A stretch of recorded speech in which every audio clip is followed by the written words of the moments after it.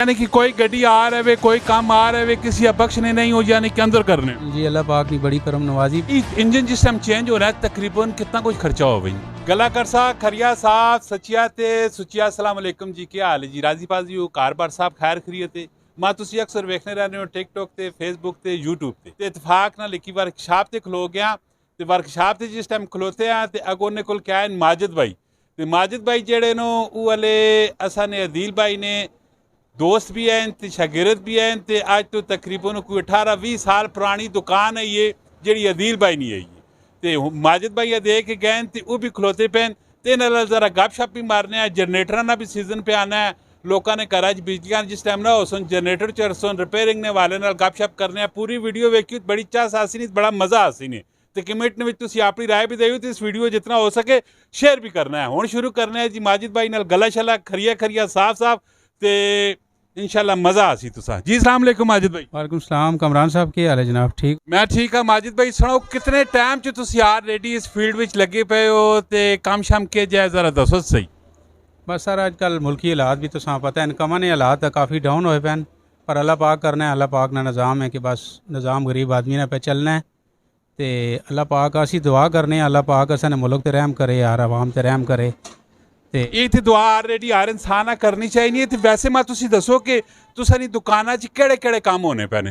अल्हम्दुलिल्लाह कमरान साहब मैं जनरेटर टैक्नीशियन भी हाँ, जनरेटर बड़ा होवे छोटा होवे ते अल्हम्दुलिल्लाह सोलर ना भी काम कार करने हैं, गड्डियां ना काम भी करने हैं अल्हम्दुलिल्लाह, EFI ना करने हैं, मकैनिक भी हैं, इलेक्ट्रीशियन भी हैं। अल्लाह पाक ना बड़ा करम है।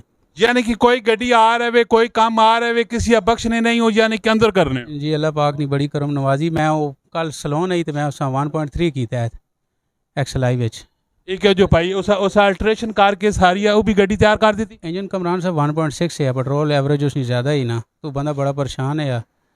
तो 3ZZ उससे इंजन है मैं कट है, फिर उससे फिर 1NZ पाया उससे मैं 2NZ पाया सॉरी।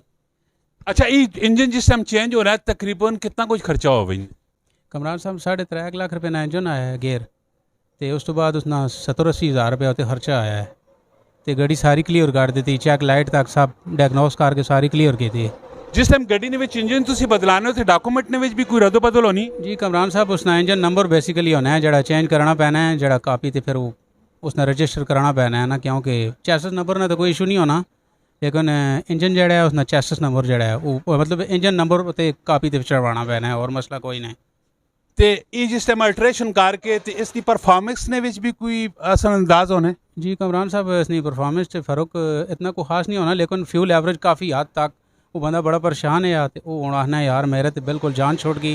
1.3 तो 1.6 काफ़ी फ़र्क है, लेकिन काफ़ी गड्डियाँ हैं जड़ियाँ लोग परेशान होन तो फिर कराना पैना है। इंजन चेंज करके गेयर असा सारा ला के पा के देता है तो इंशाल्लाह वो बेहतरीन होगी। हूँ तकरीबन 10-15 मिनट पहले मेरे को गड्डी गई।